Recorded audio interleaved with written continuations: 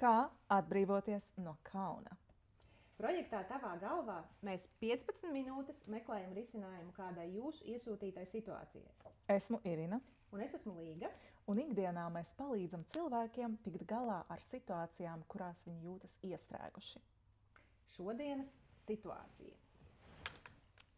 Sveiki! Cik vien sevi atceros, vienmēr bijis par ko kaunēties. Bērnībā, ka vecākiem nav īstā automašīna, par vārdu vai uzvārdu, tagad par vīru, par bērnu, lai gan viņi neko tādu nedara, par ko būtu jākaunas. Reizēm kauns pat pateikt, ko domāju, un vēlāk nožēloju, ka kaut ko izstāstīju vai atvēros vairāk nekā vajadzēja. Kā atbrīvoties no kauna sajūtas? Nu, ko ir? Aiziet laiks! Piu! Kas ir kauns? Kur tas dzīvo? Nu, kauns vispār ir diezgan nepatīkama un smagi panesama emocija. Un kauns ir īpašs ar to, ka tā ir sajūta, kas saistās ar tavu personību. Tātad es kā cilvēks esmu mazvērtīga, nederīga, es tāpēc nedrīkstu rādīties publiski, piesaistīt savu uzmanību, izteikt viedokli. Respektīvi, viss, ko tas cilvēks tur apraksta, tās ir stratēģijas, kā viņa mēģina to kaunu slēpt. Bet kauna gadījumā viņa apraksta tur vīru, bērnus. Vienmēr ir tā, ka kauns nav par viņiem. Kauns ir kaut kur par sevi, un es tos nevēloties risināt to, kas man nepatīk sevī, es mēģinu atrast vainīgo ārpus sevis. Kā mēs ielienam iekšā un sākam risināt jautājumu, par ko tad es kaunos sevī? Man īstenībā ļoti patīk tā pieeja par subpersonībām, tātad par tām dažādām balsīm, kas dzīvo mūsu galvās. Un līdz ar to es noteikti pamēģinātu tā kā, apjēgt un atdalīt to daļiņu manis, par kuru es kaunos. Jo, kad es dzīvoju ar kauna sajūtu, tad es tā kā kaunējos par visu savu, bet patiesībā tur ir viena daļiņa, par kuru man ir kauns, un viena daļiņa, kura kaunina. Tātad tā kritiskā balss. Un es pamēģinātu paspēlēties tēlaini, kas ir par tēlu. Tā kā tas mazais cilvēciņš, kurš par sevi kaunās, ja, kurš tur tevī dzīvo, ko viņš saka, ko viņš negrib rādīt uz āru, respektīvi pamēģināt metaforiski ar tēliem tur aiziet. Bet metaforiski var jau arī pamēģināt pakartēt. Tur ir minēti konkrēti tēli. Vīrs visticamāk kaut ko reprezentē. Tad, kad man ir kauns par savu vīru, tas noteikti ir kaut kādās situācijās. Tad, kad man ir kauns par savu uzvārdu, noteikti kaut kādās situācijās, kad par bērnu. Un tad, kad mēs to visu saliekam, ja, tas droši vien darētu tādiem strukturētiem cilvēkiem, tā kā arī es esmu. Un tad tur visticamāk kaut kas jau iezīmējās, par ko tad ir tas kauns. Kā tu gribētu, lai ar tevi strādātu? Piemēram, tev ir šāda situācija. No, teiksim, strukturētais, jā, metaforiskais cilvēks, strukturētais cilvēks. Zini, kā ir? Strukturētiem cilvēkiem vispār ir pirmā reakcija, ar mani viss ir kārtībā. Tas vīrs, viņš ir tāds un tāds, viņš slikti ģērbjās, nepareizi runā, viss tur tā, viss problēma tā. Un pirmā reakcija būtu, protams, lieciet mani mierā, ja? Sakārtojiet viņus, un tad man viss sakārtosies. Līdz ar to man ar strukturētiem cilvēkiem pirmais jautājums dabūt viņus ārā no galvas. Tāpēc tā metaforiskā pieeja, viņi baigi pretojās. Man sākumā ļoti riebās metaforiskā pieeja. Tāpēc, jā, pazīmēt, teiksim, arī šis saraksts, kur mēs it kā risinām, mēs jau nerunājam par tevi, mēs jau to vīru analizējam, viņš jau ir tas nepareizais, vai bērni, vai uzvārds. Un tad jau iespējams viņi no tās galvas mazliet izkāpj, kaut vai vienkārši redzot to, ko viņi tur ir sarakstījuši. Un tad, bet tur būs baigā pretestība. Vajag uzdrīkstēšanos, tāda drosme tur iet. Nu jā, jo to kaunu projicēt uz citiem ir drošāk, jo tad it kā es kaunos nevis par sevi, bet par viņiem. Bet faktiski tā ir emocija, kas dzīvo manī. Un man vienkārši ir grūti tā kā atzīt, ka tas ir mans. Jo uzreiz tā kā domājot, piemēram, par šo cilvēku, ļoti iespējams, ka bērnībā daudz kaunināja. Un psihei dzīvot tajā kaunā ir ierastā vide. Ja, un līdz ar to arī pieaugot, tad cilvēks turpina šo emociju izjust. Un gan bērns, gan vīrs, tas ir jau tā kā turpinājums man. Ja, vai, piemēram, ja mēs par vadītājiem runājam, tad varbūt kauns par manu komandu. Ja, jo es to uztveru kā daļu no sevis.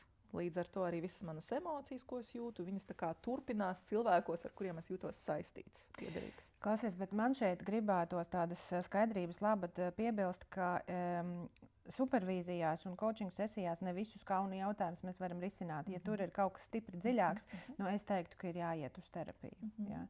Bet šeit, tur, kur varbūt kaut kādas profesionālās situācijas vai tādas vieglās dzīves situācijas, kas, labi, nevar teikt virpusē, bet tomēr tur mēs varam pāanalizēt, bet kauns, kā tu saki, viņš var būt ļoti, ļoti dziļš, viņam var būt ļoti dziļas saknes, bet kas ir forši, coachingā to var apjaust. Var apjaust, saprast, ka man tomēr vajadzētu aiziet terapijā. Vai ne? Tev ir tā bijis ar kādu klientu? Jā, mēs coachingā runājam par situācijām tagad un nākotnē. Mēs neejam pagātnē. Jā, un dažreiz ar to, ko mēs varam izdarīt, ar visām tām metodēm, kas mūsu kompetencē, mēs varam atrisināt situācijas, ar kurām cilvēks saskaras tagad. Dažreiz ir tā, ka es redzu, ka mēs mēģinam, bet netiekam līdzi, ka tur ir spēcīgs psihiskas aizsardzības mehānisms, kas ir jau tīri terapijas jautājums. Un dažreiz sevis pieņemšanu mēs varam ierosināt, jā, un iemiesot arī supervīzijā. Bet nevienmēr. Un ja es redzu, piemēram, ka mēs esam tādā salīdzinoši strupceļā un ka tur aiziet jau tīri terapeitiskie jautājumi, tad es tā klientam arī saku, ka ar maniem instrumentiem mēs esam nonākuši līdz šim punktam.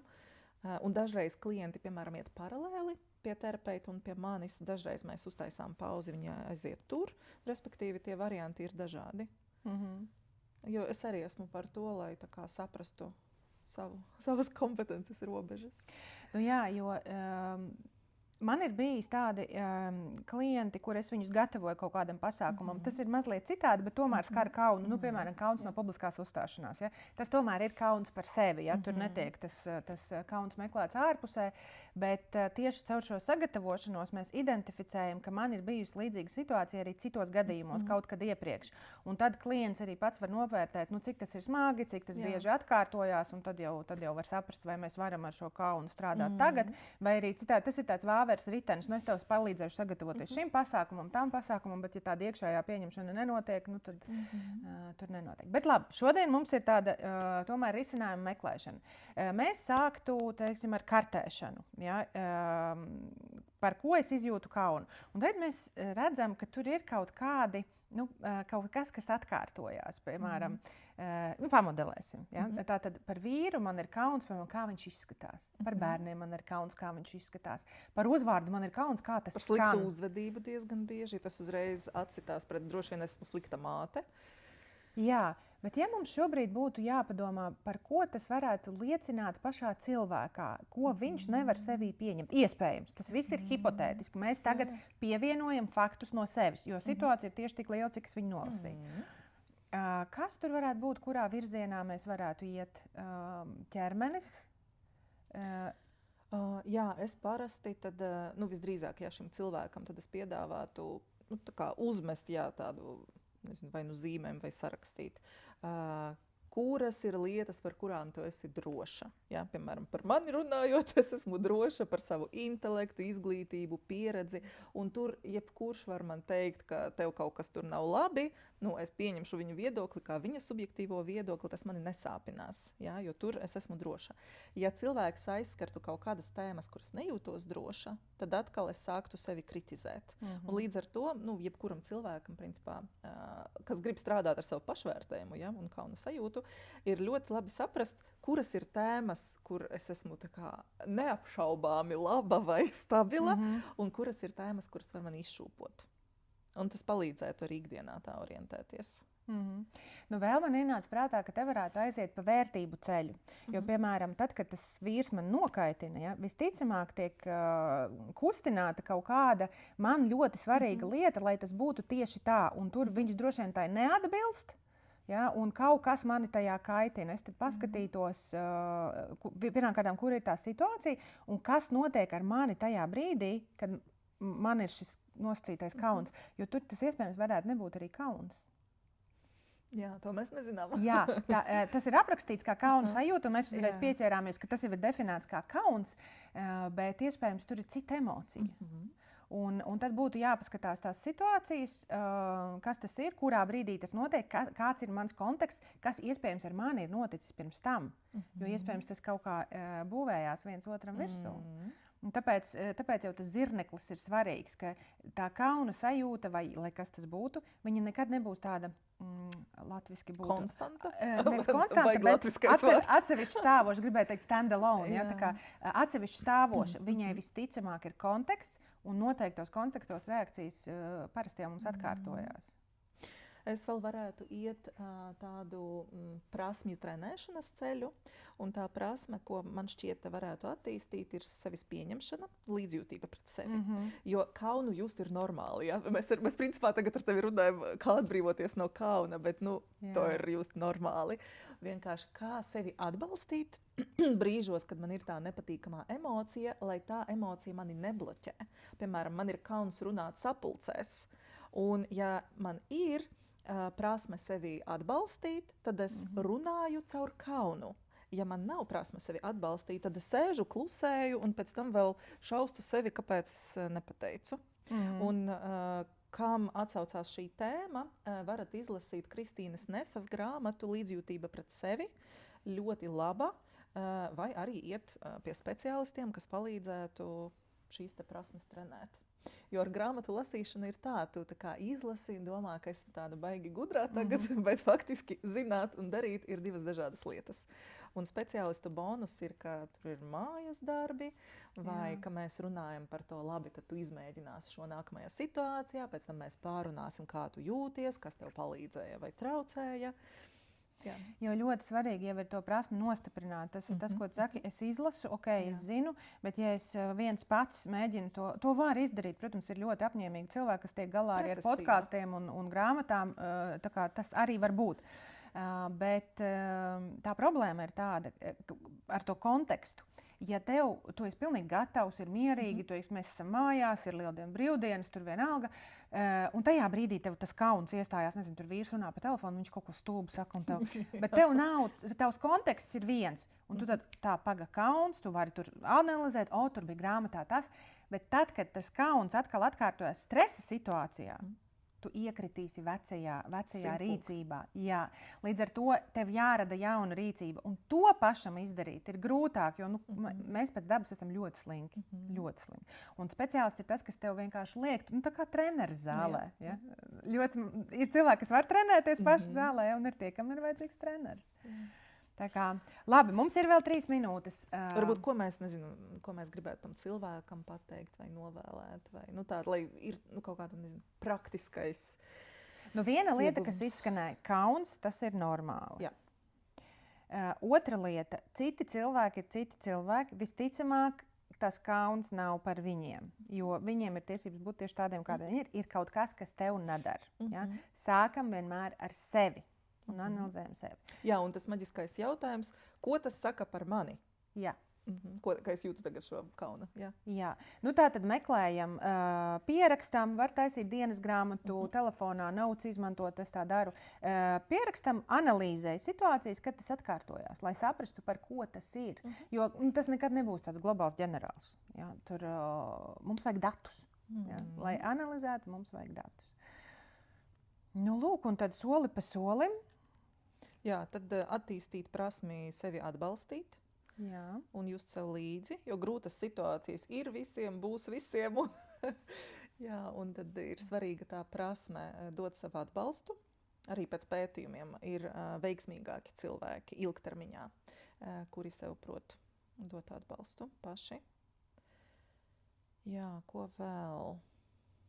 Vēl droši vien tāda dabiskā vēlme dažreiz var būt aizsūtīt, vīru vai bērnu pie psihologa, lai viņi tur parisina savas problēmas. Es teiktu, ka tomēr sāk no sevis. Obligāti. Jā, un par šo atcerēties. Manas emocijas ir mana atbildība. Ko es izrādu uz āru arī ir mana atbildība. Jā. Un citus izmainīt un nokontrolēt mēs nevaram.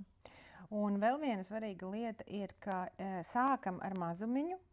un vērojam, jo visticamāk, ja mainās sistēmā viens elements, kaut vai maziņš, kaut vai es sāku pamanīt, kuras ir tās situācijas un kas ir mans personīgais konteksts tajā situācijā, tad es varu ietekmēt kontekstu un pēc tam mainīsies mana reakcija.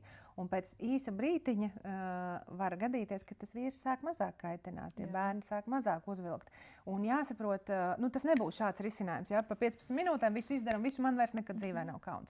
Tā nebūs, bet mēs ejam tos mazos solīšus un tā ir tā veiksmes atslēga. Jā, jebkura emocija ir signāls par kaut ko. Un līdz ar to atšifrēt, ko tas man tagad saka, par ko šī emocija man tagad signalizē. Nu jā, un mums ir tiklīdz mēs apzināmies gan signālu, gan emociju, gan kontekstu, mēs varam sākt kaut vai ietekmēt vieglāko. Nu, piemēram, ja es zinu, ka vīrs mani visvairāk, man ir kauns par viņu, teiksim, vakaros, nedēļas beigās, kad es esmu nogurusi, ja, tad man ir jāparūpējas par sevi. Vīrs man kaitinās mazāk, ja es būšu mazāk nogurusi. Vai tieši otrādi citās situācijās, kad mēs ejam ārā, ja, un jāskatās, kas tieši man viņā kaitina. Un var arī pamainīt apstākļus, atkal pamainam datus, pamainās rezultāts.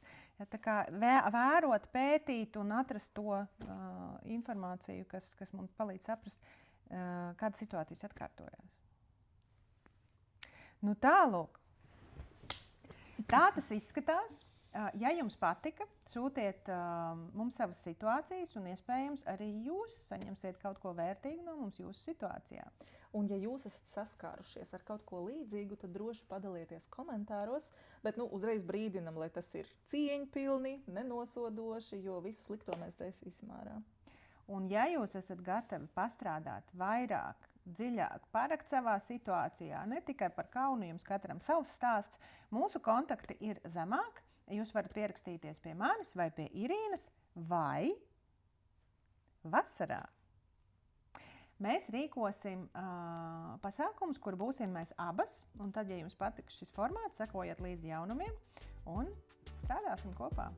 Mērķis pasākumiem ir izzināt sevi, relaksēties un dzīvot laimīgāku dzīvi.